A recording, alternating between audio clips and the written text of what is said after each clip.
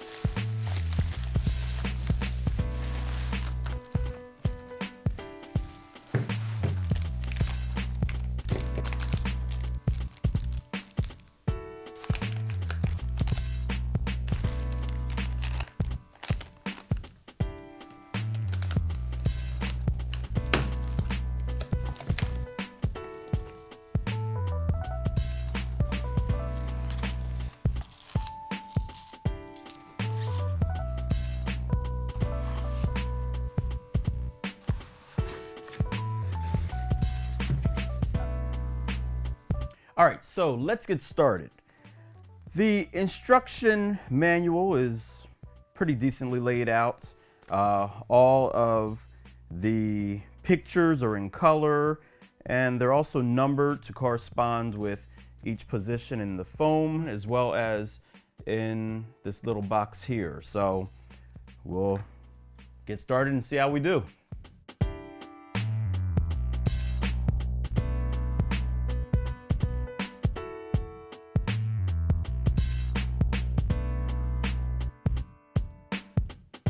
Okay, we'll wipe our hands a little bit. And now this calls for this gear here. It says, be careful, the dark side of the bearing faces outward. So that is what we're going to do. There's a little notch to allow that pin to go through. Come on.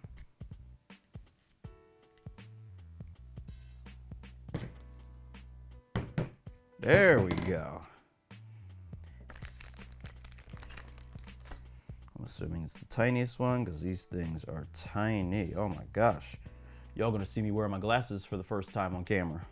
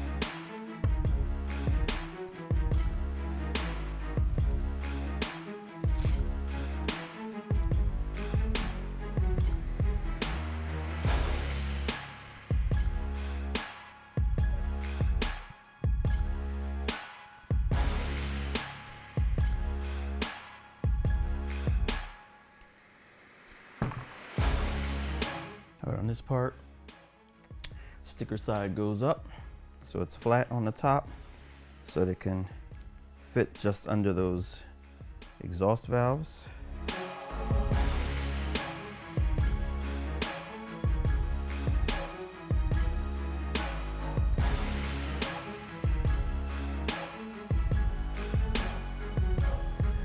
All right, so I'm going to put some more lube on the top end of this now, where all these rockers are. There we go. So I'm just gonna layer that whole top half with some lube there, some oil. In case you're wondering, the oil I'm using is Marvel Mystery. This is not a sponsor of Marvel Mystery oil. All I did was go to my local hobby store looking for something for nitro engines and nitro engine model builds, and they referred me to use that stuff. It's kind of an all-in-one oil, works in all kinds of situations, can be used on your real cars, and so that was what was recommended to me, and so that is what I am using. So just gonna take a little bit of this, get a little bit more, and we are going to just get her all over all these gears, and I mean not gears, but all these lifters. I don't know if this is totally what I'm supposed to be doing, but all these places where there's metal on metal, I just feel like there should be some sort of lubricant in there as well to manage that. So that's what I'm doing. Okay, so that, I'm gonna crank her a little bit.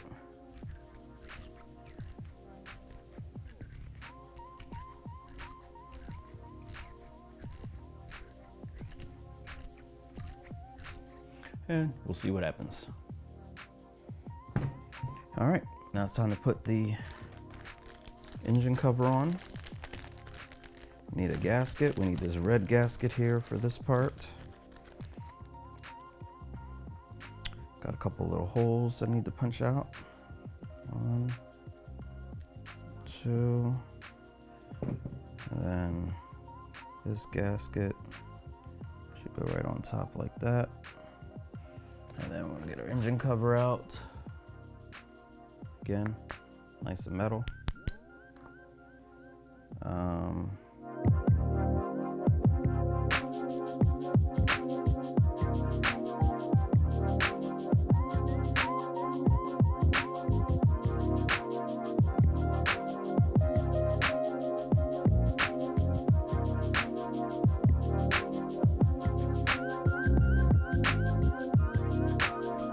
All right, this next part that we're gonna put in is the glow plugs.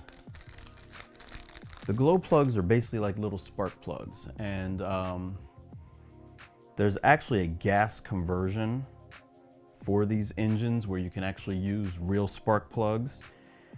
But I hear though that the glow plugs are a little bit easier to work with because you don't need a continuous spark going into the engine. The glow plugs themselves are what make the heat and ignite the nitro. So once you get it running, then the glow plugs are what will keep it going, as opposed to actual spark plugs that need a continuous spark that is happening to cause the detonation inside of the engine. So we are going to now take out our spark plug, or our glow plugs, and install those. Here's the first one. They go right inside of here. It's already got a gasket put on it. I don't know what size glow plugs these are, but they are pretty small. Uh-oh, are they too small for my? No, there we go. Is it going in? Yeah, this thing screws in deep. There's one.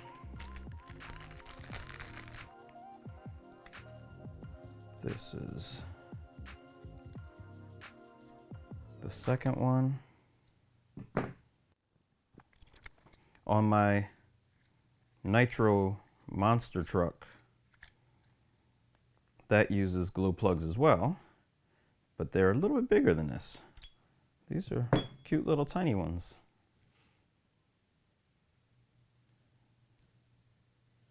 All right.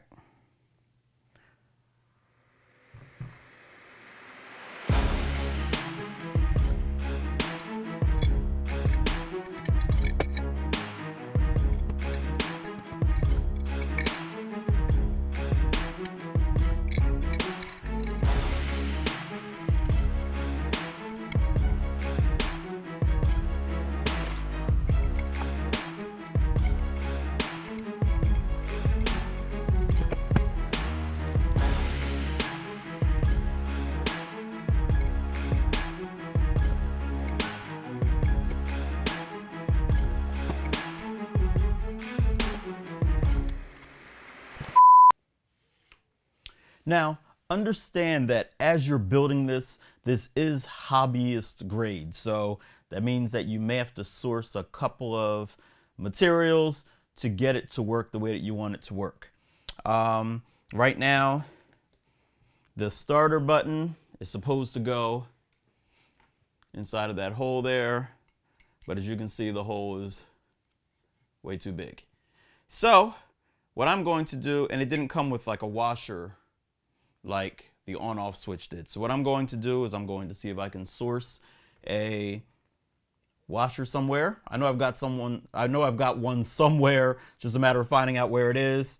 And you know, when it's the right size, that's big enough to handle that. And then we'll be back. Wish me luck.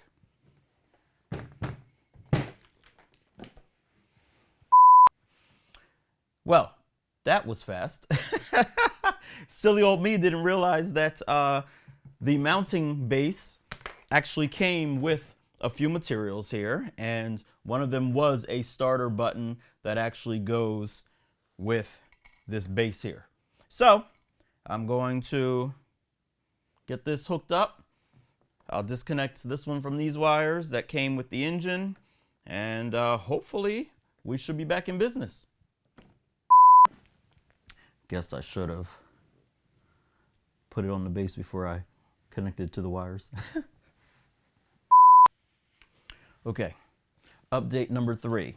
While it's nice and neat having the power button, the starter button here mounted to the base, unfortunately the wires that come out the bottom, they basically just stick out. And so the base wouldn't be able to sit flush on a table then. So I'm back to using the original starter button that came with the wires, and I'll just have to have them on the outside so that I can use the starter button this way as opposed to having it neatly mounted onto the base. If I can figure out another solution to make it neater, I'll do that. But right now, I will use this wire setup, this configuration instead.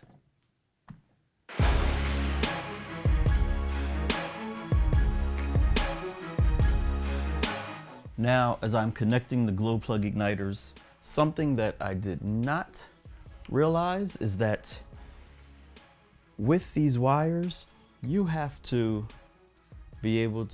pull the wire out, and that releases the clamp onto the glow plug. I did not realize that, so I kept trying to push the wire on there and it wasn't holding. But if you actually pull the wire, it's spring-loaded, and that allows you to unlock or open the connection point. Then you can put it down over there, you pull the wire, it connects, and now you actually have a clamped on connection to the glow plug there.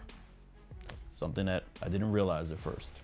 All right, now the battery I'm using is a Venom 4020C 3-cell battery. And the reason why I chose this battery is because it comes with different adapters that you can use for different types of connections. And since my wiring already had a specific type of connection, I figured it would be much easier for me just to get one with some adapters as opposed to having to cut and solder a new connection to the wiring.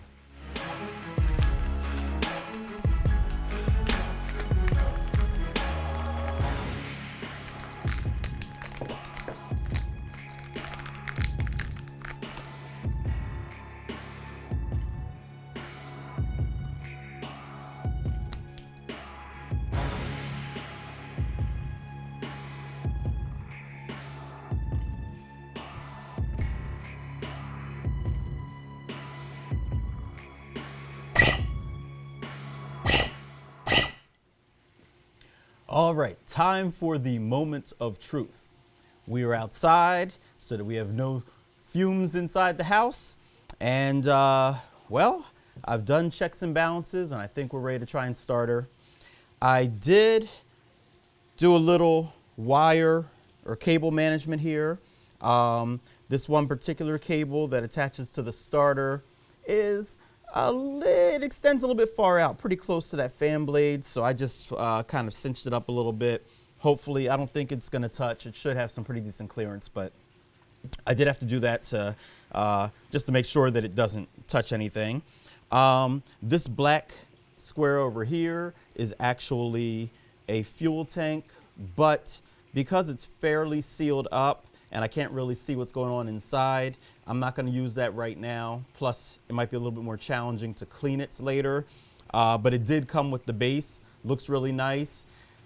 I'm going to start off with the fuel tank that came with the engine. And, you know, it's clear. I can actually see the fuel in there, see what's going on. But hopefully, once I get this engine started, then I could switch over to the nicer fuel tank and have it looking pretty. All right, that's the plan. So yeah, it says that the instructions say that the carburetor is already tuned. The high idle, I guess it is, and low speed idle, they're already tuned from the factory. Hopefully they're okay and no adjustments will need to be done. This is a first start. I've never started this thing before, so we're gonna see how it goes. All right, we are going to attach our battery, connect that. Got a little starter button here. Here we go.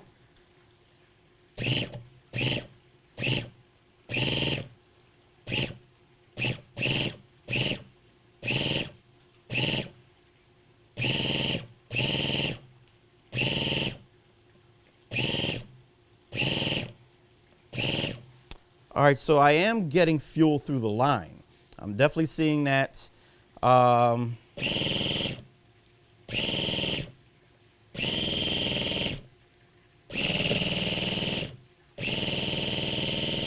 You have to be careful not to burn this thing out. You can burn your glow plugs out. You can burn your starter out. So I'm trying to be careful with that. That's not why I'm not holding the starter button too long. I'm just doing short bursts.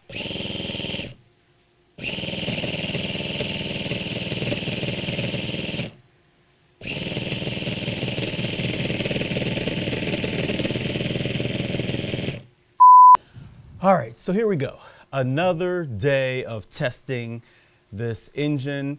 The very first day I ran into a little bit of trouble, couldn't get it to start. It would crank, it would turn over, but it was never catching. The engine was never starting. And so I made some adjustments to the carburetors. One of the needles, I can't remember if it was the top needle or the bottom one. It was a little bit out of sync from the manufacturer recommendations, even though they did say that it should come ready, set up properly from the factory.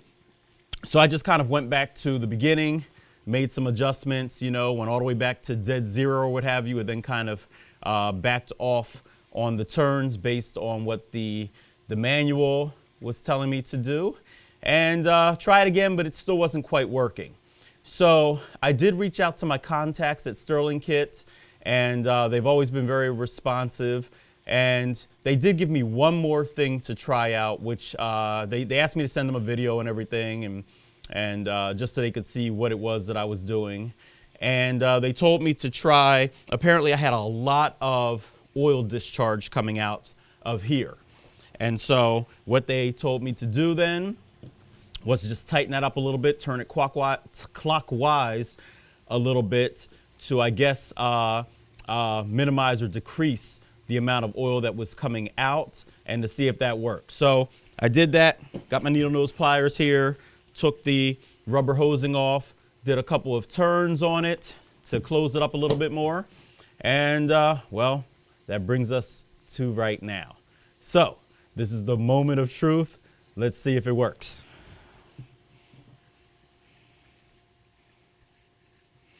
Plugging up the battery. Got my starter button here. Let's see.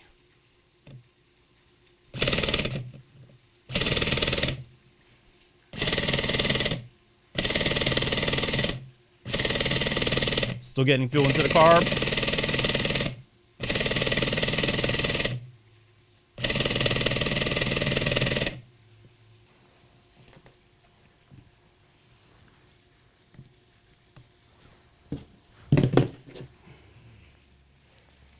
Try and back it out a little bit. Maybe I did a little too much, because now I'm not seeing any oil return.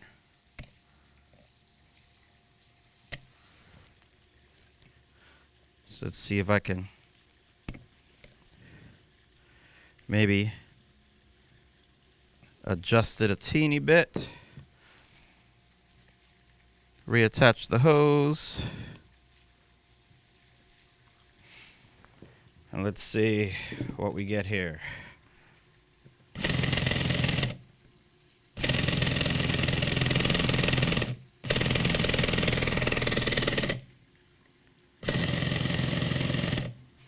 All right, I'm starting to see a bunch of oil come into the catch can again.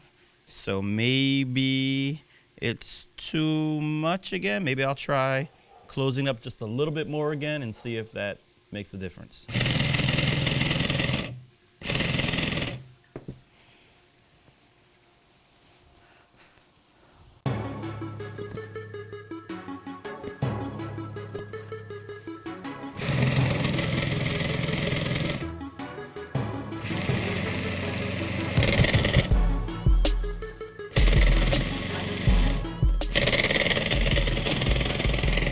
It's alive! It's alive! Let's go! Yeah, baby. Finally. All right. That's what we call progress. Now, I still have some more tweaking to do because it was only running with the battery still connected. So I have to get it to the point where it continues running on its own. But this is progress. And again, this is part of the hobby.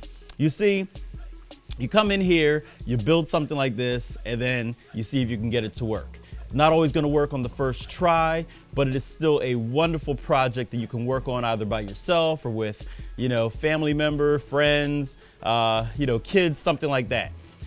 It does have a bit of a learning curve to it. It is a little bit challenging. It's not something that I would necessarily recommend for little kids, but if you've got a preteen that's into mechanical stuff, into engineering, building stuff, could be a fun project to do with them. Or if you're just an older guy like me who enjoys tinkering with stuff, enjoys things with wheels and an engine, well, here you go. I've seen many videos where people put engines like this inside of RC vehicles. I don't know what the future holds for this particular engine for me, but I can say that it's pretty cool to be able to come out here, actually build the engine from scratch, from all these little pieces, just spend a few hours just kind of by yourself in your own mind and putting it together, and then to finally see when you get it running. And again, even if it's not running perfectly yet, the fact that I did get it started, and now with just a few more tweaks or what have you, I can probably get it to run the way that it's supposed to. That's huge. I consider that a win. So again, this is from StirlingKit. This is the SEMTO engine. It's the ST-NF2 model.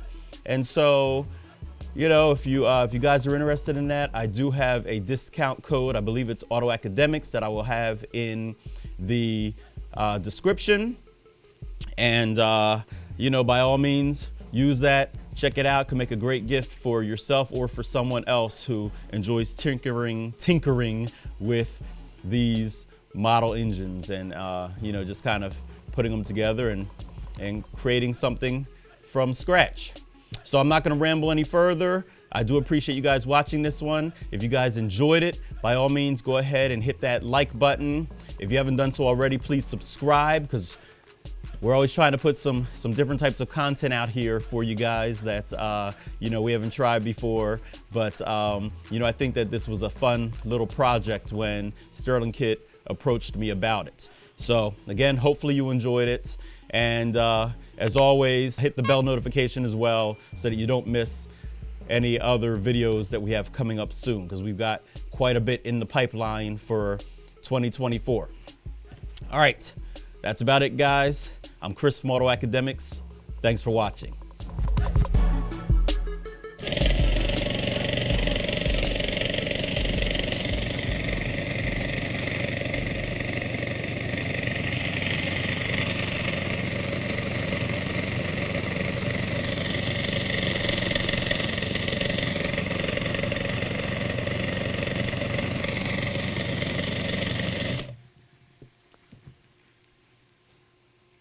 Thought I'd try one more time.